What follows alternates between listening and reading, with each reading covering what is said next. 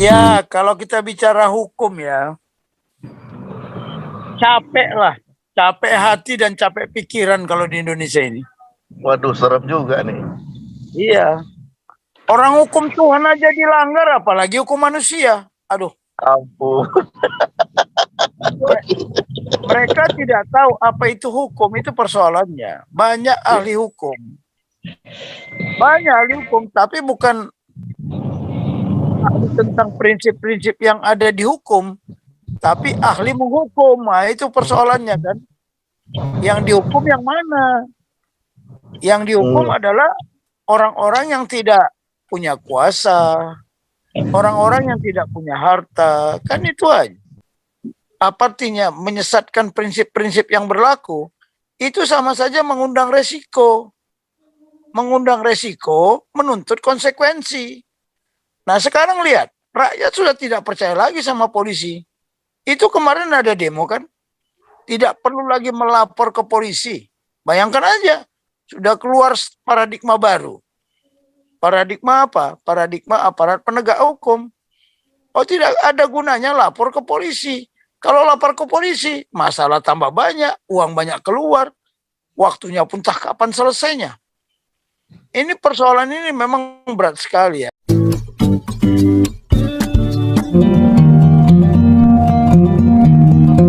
Kita minta Pak Renhat ya.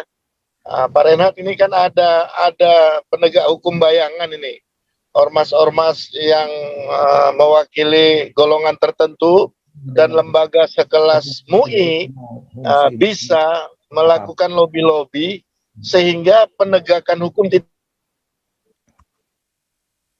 kita kaget-kaget, dan kita baru dipertontonkan di depan umum bagaimana Yahya Walloni itu bisa bebas dengan alasan minta maaf ya. Ahok kemarin kan minta maaf, kena tuh 2 tahun. Nah, kayak gini ini kan lucu ini. Mereka yang ngomong, mereka yang lakukan, tapi ujung-ujung kan sama kan kayak kita punya judul malam ini. Jadi keadilan hanya milik mereka. Silakan Pak Renhat. Ya, ya kadang-kadang memang kalau kita bicara hukum dan keadilan di negara kita ini memang ya miris ya. Ya itu memang sudah terjadi. Kecilnya Pak Renhat. Udah gede sekarang, udah gede. Halo? Halo? Ya, beres. Halo. Ya, udah. Ya, jadi kedengaran. Jadi kalau menurut saya memang harus ada ketegasan juga dari para pemimpin yang memimpin sebuah institusi, khususnya kepolisian, kejaksaan, kehakiman, karena itu yang menangani soal hukum di Indonesia ini. Ya, dilemanya kita kadang-kadang apa yang kita harapkan institusi itu bisa menegakkan hukum dan keadilan ternyata kadang-kadang tidak sesuai dengan harapan. Nah, kalau menurut pendapat saya, ya kita harus banyak memberikan masukan kepada para pemimpin kita, dan kita juga reaktif gitu ya. Kita bukan reaktif, kita aktif untuk menyuarakan suara-suara ini kepada pemimpin kita, sehingga nanti suatu saat hukum dan keadilan yang kita harapkan bisa terjadi dan berlaku di negara ini. Kalau kita bicara mayoritas ya memang itu sudah hukum rimba, siapa yang kuat itu yang menang. Jadi ya itu yang memang yang terjadi di negara kita ini dan di seluruh dunia, bahwa siapa yang kuat itu yang menang. Jadi kekuatan itu memang harus kita galang. Kalau kita nggak galang dari sekarang, ya kita akan bersuara seperti bersuara di dalam luar ruangan yang tidak akan terdengar ke dalam ruangan. Mungkin sementara itu dulu dari saya, Pak Putih. Oke, thank you Pak Renhat. Pak Tobing, apa bisa dengar Pak Tobing? Guru kami, Pak Jenderal. Dengar, saya monitor terus. Halo. Bisa kasih pendapat Pak, ini penegakan hukum ini hanya milik orang kaya dan Islam Pak. Iya, kalau kita bicara hukum ya, capek hati dan capek pikiran kalau di Indonesia ini. Waduh, serem juga nih. Iya. Orang hukum Tuhan aja dilanggar, apalagi hukum manusia. Aduh. Ampun.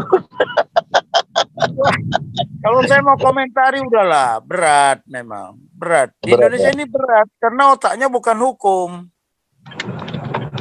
Tuhan jawab. Mereka tidak tahu apa itu hukum, itu persoalannya. Banyak ahli hukum. Tapi bukan ahli tentang prinsip-prinsip yang ada di hukum, tapi ahli menghukum. Nah, itu persoalannya kan. Yang dihukum yang mana? Yang dihukum adalah orang-orang yang tidak punya kuasa, orang-orang yang tidak punya harta, kan itu aja. Jadi bagaimana lah? Jadi kalau kita bicara di Indonesia, hukum Tuhan aja dilanggar kok. Apalagi hukum buat manusia, dan dibuat aturan-aturan sehingga seolah-olah hukum itu juga tidak berlaku. Lihat aja lah sekarang ini apa yang terjadi. Iya kan? Jadi kalau bicara hukum, aduh berat bah. Kalau di Indonesia berat. Makanya sudah berkali-kali kan saya udah sampaikan. Hukum itu adalah prinsip. Kita bermain dengan hukum, kita bermain dengan hal-hal yang prinsip. Kalau kita artinya menyesatkan prinsip-prinsip yang berlaku, itu sama saja mengundang resiko. Mengundang resiko, menuntut konsekuensi. Nah sekarang lihat, rakyat sudah tidak percaya lagi sama polisi. Itu kemarin ada demo kan, tidak perlu lagi melapor ke polisi. Bayangkan aja, sudah keluar paradigma baru. Paradigma apa? Paradigma aparat penegak hukum. Oh tidak ada gunanya lapor ke polisi. Kalau lapor ke polisi, masalah tambah banyak, uang banyak keluar, waktunya pun tak kapan selesainya. Ini persoalan ini memang berat sekali ya, karena kekuatannya itu ada di mana? Kekuatan hukum itu ada di mana? Pusat kekuatan dari budaya hukum itu ada di mana? Di mana? Jadi kalau kita menuntut keadilan, di Bible juga udah mengatakan tidak akan mungkin ada keadilan di bumi ini kan? Apa di dunia ini, di kerajaan dunia nggak ada keadilan. Pasti mereka selalu yang berkuasa lah yang punya hukum kan begitu. Itu aja lah komentar saya dulu, nanti kita dengarkan lagi komentar-komentar yang lain. Halo. Oke Pak Tobing, thank you. Terima kasih Pak, tapi kami butuh ini beberapa lagi wejangan dari Bapak, karena ini judulnya berat sekali Pak. Ternyata Bapak singkat terjawab.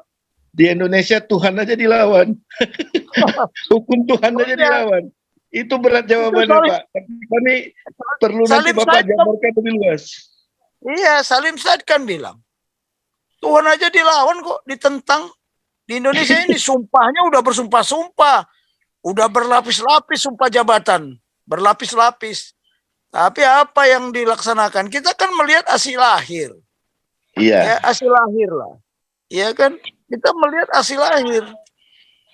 Jadi jangan sampai komentarkan beginilah. Ada sedikit cerita tentang orang hamil itu kan? Iya.